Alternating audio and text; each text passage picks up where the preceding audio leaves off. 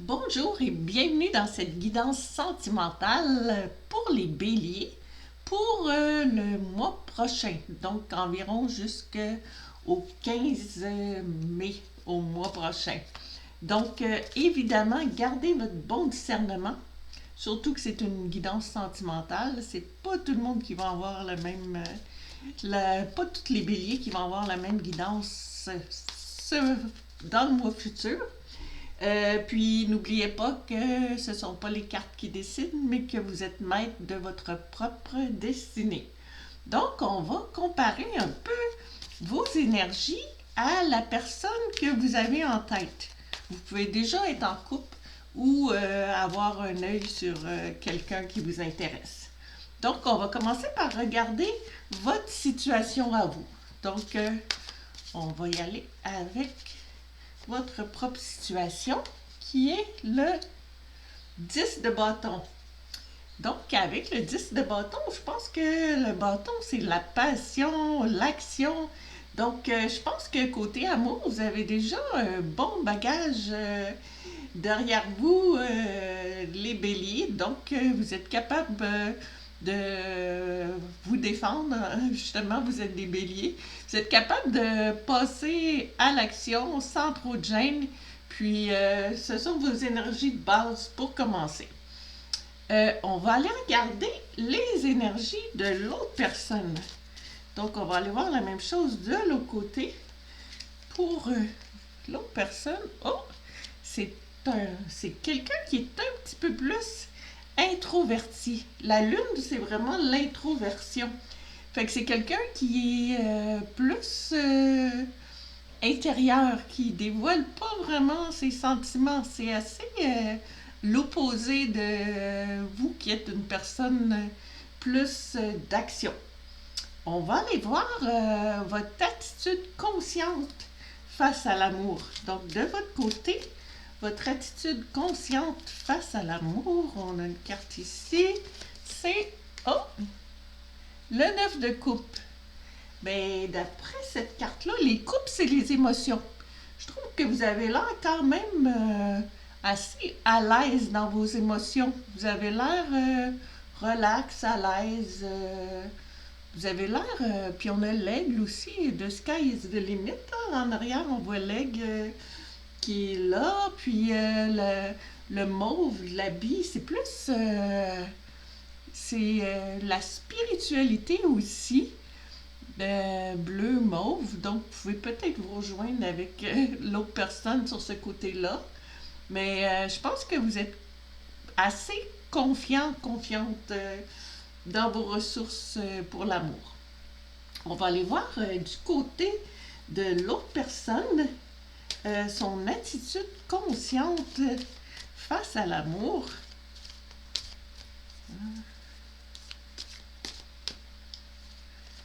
Ok, l'autre personne. C'est une personne qui est, on dirait, un peu en plein bilan face à l'amour.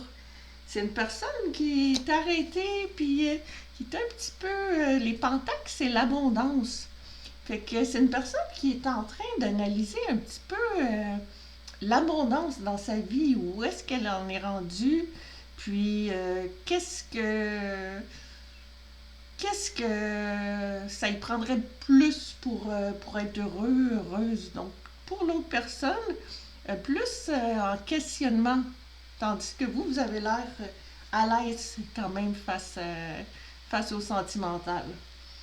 On va aller voir le facteur inconscient, que peut-être que vous dites pas, mais que en dedans de vous, c'est quoi votre attitude inconsciente face à l'amour? On a ici, le 10 d'épée. Ah, peut-être qu'intérieurement, vous avez peut-être été blessé ou vous venez de terminer une grosse étape, on dirait. Les épées, c'est dans la tête, donc c'est plus les idées. Donc, peut-être que vous avez eu des idées noires, puis rendu à 10, le 10 d'épée, c'est la fin de tout ça, là. Fait que c'est peut-être pour ça que sur le 9 de coupe, vous paraissiez plus relax ici. Parce que inconsciemment, il y a quand même quelque chose qui est resté, une défaite que vous avez encore en tête par rapport à l'amour, une tristesse, peut-être une peine d'amour, il y a quelque chose encore qui est là, mais qui est inconscient. On va aller voir du côté de votre autre personne à qui vous pensez. Qu'est-ce que l'autre personne a comme facteur inconscient? On va essayer d'en prendre juste une. Oh, la voilà. OK, le chevalier de bâton. OK, mais dans ces sens-là, par contre, c'est quelqu'un de fonceur. C'est quelqu'un avec les bâtons. Donc, inconsciemment, c'est quand même quelqu'un qui est capable de foncer puis qui a de la passion. Peut-être quelqu'un qui ne le montre pas parce qu'il est introverti. Mais le chevalier de bâton, c'est vraiment quelqu'un qui a la fougue et puis qui est passionné. Les bâtons, c'est ça, c'est l'action puis l'énergie. Donc, à l'intérieur de cette personne-là, peut-être qu'il y a de l'énergie plus qu'on peut s'imaginer. Donc, ça, c'est pour nos énergies, pour vous et pour l'autre personne. On va aller voir les énergies qui influencent votre relation entre vous deux. Les énergies passées. Dans le passé, qu'est-ce qui a rapport au passé qui influence présentement votre relation? Oh, il y a eu des petites blessures, on dirait. Les bâtons, c'est l'action. Le 9, c'est juste avant d'arriver au 10, mais on voit que il y a eu des barricades peut-être entre vous deux ou que il y a quelqu'un qui est encore un petit peu meurtri par les combats qu'il a dû mener par rapport à l'amour.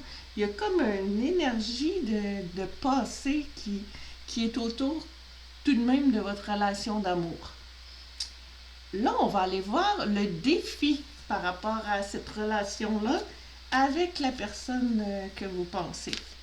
Donc, quel va être le défi dans cette relation-là? Si vous avez envie de poursuivre la relation ensemble. On cherche notre défi. OK, là voilà. Oh, on a-tu deux? Non, on a deux. On va attendre d'en avoir juste une. Quel va être votre défi dans votre relation à deux? On en a une. Bon. Oh, le chevalier de Pentacle. Le chevalier, lui aussi, c'est un fonceur comme l'autre chevalier. Mais le chevalier de Pentacle, c'est le plus calme des chevaliers. On voit son cheval est posé. Puis il regarde son pentacle.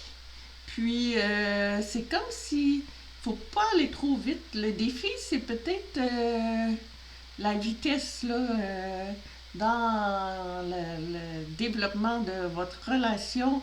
On dirait que il y a un des deux qui a besoin quand même de se poser puis de penser un peu à qu'est-ce qu'il veut en termes d'abondance. C'est peut-être l'autre personne, parce qu'ici, il regardait pas mal où est-ce qu'il en était rendu. Fait que le défi, c'est peut-être d'être rendu, d'essayer de trouver un moyen d'être à la même place, point de vue abondance, dans qu'est-ce que vous cherchez dans la vie finalement. Puis, on va regarder les espoirs. Qu'est-ce que vous pourriez espérer de cette relation-là, les bonnes étoiles par rapport à ça? On va regarder l'espoir. Qu'est-ce qu'il y a qui vous guide dans cette relation-là? Oh, la voilà. On a deux. On va en prendre juste une. Bon, ici, oui. OK, oups, on va cacher un peu parce que, comme mes collègues ont déjà eu des problèmes avec les cartes un peu plus dénudées, c'est une très belle carte. Parce que justement, l'espoir, ben, ça promet. Ça, c'est la carte. L'étoile, c'est la carte d'espoir. Puis, on se retrouve avec la carte d'espoir. Donc,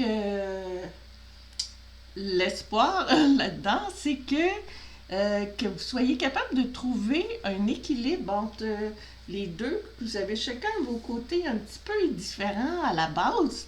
Puis, on voit que la personne, elle a un pied dans l'eau, puis l'eau, c'est plus les émotions, puis le genou par terre, qui est plus le terre à terre qu'on voit. Puis on voit l'oiseau aussi en arrière, qui est sur une patte, puis qui est en équilibre.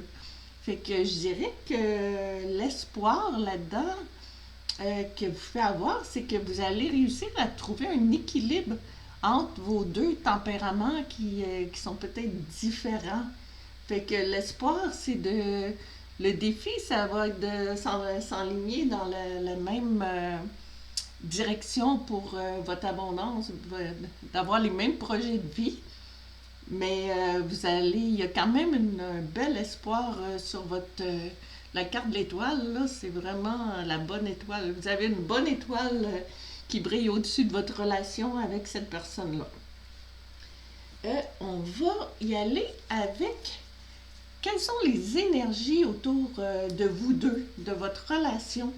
Quelles sont les énergies autour de votre relation à deux? On va voir qu'est-ce qu'on peut sortir de ça, les énergies par rapport à votre relation à deux. La voilà. Oh, ok. Il y a comme... il y a encore quelqu'un, il y a quelqu'un qui a été déçu. On le voyait aussi, on le voyait dans la carte ici. Les énergies autour de vous, on dirait qu'il y a quelqu'un qui est un petit peu replié sur lui-même. Fait que ça serait vraiment d'aller essayer de trouver, parce que la personne est assise, quelqu'un il présente une belle coupe, plein d'amour, une colombe, quelqu'un veut faire la paix. Puis il y a un des deux, on dirait, qui fait semblant de ne pas la voir ou qui veut pas voir, ou peut-être qu'il y a encore des choses à régler dans sa vie. Peut-être qu'il y en a un des deux qui a des choses à régler. C'est un peu l'énergie qui est autour de votre relation. Mais on va voir l'énergie de l'environnement autour, plus les gens autour ou l'environnement. Quelle énergie se dégage dans votre milieu de vie? Oh, la roue de fortune. Bon, ça c'est une belle carte. C'est la carte du karma. C'est la carte d'un gros changement autour de vous. Donc, ça bouge. La roue tourne, puis on dirait que, tu sais, peut-être que la personne du 4 de coupe ici, ben peut-être qu'elle va se rouvrir les yeux, puis on dirait que l'énergie de la roue de fortune, c'est vraiment une carte d'abondance. Donc peut-être que vous allez finalement être capable de trouver l'abondance. C'est juste de essayer d'être sur la même longueur d'onde, puis de mieux communiquer peut-être, de pas se fermer par rapport à vos sentiments d'amour, vraiment d'y aller de l'avant, parce que le karma, ça nous donne des très bonnes énergies là, avec la roue de fortune. Donc, les choses devraient être dans un bon engrenage, puis avancer pleinement. On va y aller avec une carte un peu future probable, même si faut pas, si vous êtes maître de votre propre destinée, mais on va sortir une carte de futur probable dans cette relation. On va voir qu'est-ce qui ressort. Mais c'est futur dans le prochain mois. Oh, le 2 de Pentacle. OK. Donc, le 2 de Pentacle, les Pentacles, c'est l'abondance. C'est comme si vous ne saurez plus exactement sur quel pied danser. Il va falloir que vous repreniez votre équilibre. Il y a quelque chose qui brasse un petit peu présentement, qui n'est pas en équilibre, mais on voit l'infini les pentaques, notre personnage qui jongle avec ses pentaques. Il y a de la houle en dessous, mais il cherche son équilibre. Mais on avait comme la carte d'espoir, justement à la position espoir, ben c'est l'étoile. Donc puis c'est justement une carte de trouver l'équilibre entre les émotions et le terre à terre. Donc c'est probablement ça qui dans le futur, ben c'est qu'il va falloir essayer de se trouver un équilibre. Mais c'est pas négatif, c'est juste il va y avoir un petit peu de travail à faire, mais un équilibre, un équilibre qui va être trouvé parce que c'est notre carte d'espoir, là, vraiment. Là. Puis le défi, ben, c'était notre chevalier Pentacle de trouver, s'enligner sur les mêmes ambitions de vie, valeurs de vie. On va regarder avec l'oracle de Lisa Williams, on va regarder un conseil que vos guides pourraient vous donner. C'est un oracle ici. C'est l'oracle de Lisa Williams, qui est une médium très, très connue dans le monde entier. Puis, on va voir qu'est-ce qui va sortir, quel message on va trouver dans son oracle pour vous, pour l'amour, pour les béliers, pour le prochain mois. Oui! Oh! C'est très intéressant. Donc, vos guides vous disent oui. C'est la seule carte écrite oui. D'habitude, c'est un message. Il y a plein de messages. Il y a un oui, un non, puis plein de messages. Mais vous tombez exactement sur la carte oui, qui est très beau. Ça veut dire que vous allez réussir à le trouver, cet équilibre-là. Puis, on voit que la personne ouvre la porte, puis oui, en arrière, il y a l'arc-en-ciel. Donc, c'est écrit « Voici la réponse à votre question ».